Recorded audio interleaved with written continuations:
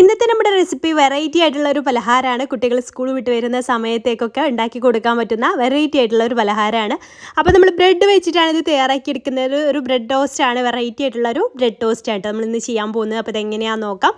അതിന് വേണ്ടിയിട്ട് ആദ്യം മിക്സിയുടെ ജാറിലേക്ക് നമുക്ക് ഒരു 2 ചെറുപഴം ചേർത്ത് കൊടുക്കാം. ബ്രെഡ് ടോസ്റ്റ് ചെയ്യാൻ വേണ്ടിയിട്ടുള്ള ഒരു ബാറ്റർ ഉണ്ടാക്കിയെടുക്കാൻ വേണ്ടിയിട്ടാണ് ഈ പഴം ചേർക്കുന്നത്. അപ്പോൾ 2 എണ്ണം ഇതിലേക്ക് തൊലി കളഞ്ഞിട്ട് ഇട്ട് കൊടുക്കാം. 2 പഴം ഇതുപോലെ ചെറുതായിട്ടൊന്ന് കട്ട് ചെയ്തിട്ട് ഇട്ട് കൊടുത്തിട്ടുണ്ട്.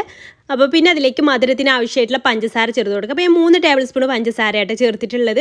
പിന്നെ ഒരു 1/2 ടീസ്പൂണ് ഏലക്കപ്പൊടി കൂടെ നമുക്കിതിലേക്ക് ആഡ് ചെയ്ത് കൊടുക്കാം. പിന്നെ നമുക്ക് ചേർത്ത് കൊടുക്കേണ്ടത് മുട്ടയാണ്. ഒരു മുട്ട നമുക്കിതിലേക്ക് പൊട്ടിച്ചൊഴിച്ച് കൊടുക്കാം.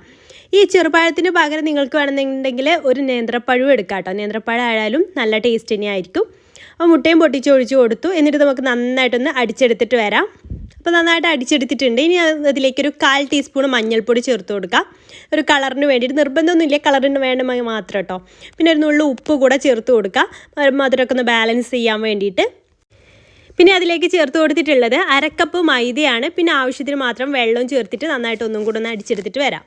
അപ്പോൾ ഇതാ ഇത്രയും തിക്കിലുള്ള ഒരു ബാറ്റർ ആയിട്ടാണ് നമുക്ക് കിട്ടിയിട്ടുള്ളത്. അപ്പോൾ ഈ ഒരു തിക്നെസ്സിൽ വേണം വെള്ളമൊക്കെ ചേർത്ത് കൊടുക്കാൻ വേണ്ടിയിട്ട്. വെള്ളം ഒരുപാട് അങ്ങ് കൂടി പോരുത്. നമ്മുടെ പഴംപൊരിയൊക്കെ ഇല്ലേ, അതിൻ്റെയൊക്കെ ഒരു പരുവായിട്ടാണ് നമുക്ക് വേണ്ടത്. ഈ ബാറ്ററിൻ്റെ ലൂസ് വേണ്ടത് പഴംപൊരിയുടെ ഒക്കെ ഒരു പരുവത്തിലാണ്. അപ്പോൾ അതാ ബാറ്ററി ഇവിടെ റെഡി ആയിട്ടുണ്ട്. ഇനി നമുക്ക് ഓയിൽ നന്നായിട്ട് ഒന്ന് ചൂടാക്കി എടുക്കാം. അപ്പോൾ ഞാൻ ഇതുപോലൊരു പരന്നിട്ടുള്ള പാനാണ് എടുത്തിട്ടുള്ളത്. എന്നിട്ട് അതിലേക്ക് ഈ ബ്രെഡ് ഈ ഒരു മാവിലൊന്ന് ഡിപ്പ് ചെയ്തതിന് ശേഷം 2 ഭാഗവും ഡിപ്പ് ചെയ്തതിന് ശേഷം ഈ ഒരു ഓയിലിട്ടിട്ട് നമുക്ക് ഫ്രൈ ചെയ്തെടുക്കാം. അപ്പോൾ നല്ല ഹൈ ഫ്ലെയിമിൽ തന്നെ ഇട്ടിട്ട് പെട്ടെന്ന് തന്നെ നമുക്ക് ഫ്രൈ ചെയ്തെടുക്കാം കേട്ടോ. ചെറിയ തീയിലിട്ട് കൊടുക്കരുത്. ബ്രെഡിൻ്റെ റെസിപ്പീസൊക്കെ നമ്മൾ ചെയ്തെടുക്കുന്ന സമയത്ത് ചെറിയ തീയിലിട്ട് കൊടുക്കരുത്, ഹൈ ഫ്ലെയിമിൽ തന്നെ ഇട്ടോളൂ കേട്ടോ. എന്നാൽ പെട്ടെന്ന് ആവത് ഒരുപാട് സമയം കുക്കായി വരേണ്ട ആവശ്യമൊന്നുമില്ല.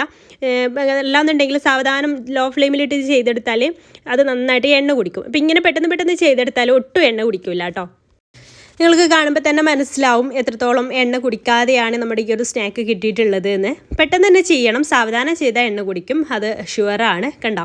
അപ്പോൾ നമ്മുടെ ഈ ഒരു ഐറ്റം റെഡി ആയതുപോലെ ബാക്കിയുള്ളതെല്ലാം നമുക്ക് ചെയ്തെടുക്കാം. ആ ഒരു ബാറ്റർ കഴിയുന്ന വരെ നമുക്കിതൊന്ന് ഇതുപോലെ തന്നെ ഫ്രൈ ചെയ്തെടുക്കാം. അപ്പോൾ ചെറുപഴമോ അല്ലെങ്കിൽ നേന്ത്രപ്പഴമോ ഒക്കെ വീട്ടിൽ ഇരിപ്പുണ്ടെങ്കിൽ കുട്ടികൾക്ക് ഈ രീതിയിലൊന്ന് ബ്രെഡ് ടോസ്റ്റ് ചെയ്ത് കൊടുത്തു നോക്കുന്നു കേട്ടോ. അപ്പോൾ അവർക്കും ഒരു വെറൈറ്റി ആയിട്ടുള്ള ടേസ്റ്റിൽ അവർക്കും ഇഷ്ടമാവും. അതുപോലെ തന്നെ മുതിർന്നവർക്കായാലും ഒക്കെ ഇഷ്ടമാവുന്ന ഒരു ടേസ്റ്റുള്ള ഒരു ഐറ്റം തന്നെയാണ്. അപ്പോൾ നിങ്ങൾക്ക് ഇത് ഇഷ്ടമായി എന്ന് വിചാരിക്കുന്നു. ഇഷ്ടമായാൽ ലൈക്ക് ചെയ്യാൻ മറക്കരുത്. മറ്റുള്ളവരിലേക്ക് ഷെയർ ചെയ്ത് കൊടുക്കാൻ താല്പര്യം ഉണ്ടെങ്കിൽ ഷെയർ ചെയ്ത് കൊടുക്കാനും മറക്കരുത്. കണ്ടോ, നല്ല സോഫ്റ്റ് ആയിട്ടുള്ള ഒരു ബ്രെഡ് ടോസ്റ്റാണ്. ഇത് കട്ട് ചെയ്യുമ്പോൾ തന്നെ നിങ്ങൾക്ക് മനസ്സിലാവും നല്ല സോഫ്റ്റ് ആണെന്നുള്ളത്. അപ്പോൾ നമ്മുടെ ഈ വീഡിയോ നിങ്ങൾക്ക് ഇഷ്ടമായിട്ടുണ്ടെങ്കിൽ ചാനൽ സബ്സ്ക്രൈബ് ചെയ്യാത്തവരുണ്ടെങ്കിൽ പ്ലീസ് ഒന്ന് സബ്സ്ക്രൈബ് ചെയ്യുക. പിന്നെ വീഡിയോസ് നിങ്ങൾ FBയിലാക്കുകയാണെങ്കിൽ പേജ് ഫോളോ ചെയ്യാനും മറക്കരുത്. അപ്പോൾ ഇൻഷാ അല്ലാഹ് പുതിയൊരു നല്ല റെസിപ്പി ആയിട്ട് നമുക്ക് അടുത്തൊരു ദിവസം കാണാം. അതുവരേക്കും ബൈ. Thank you.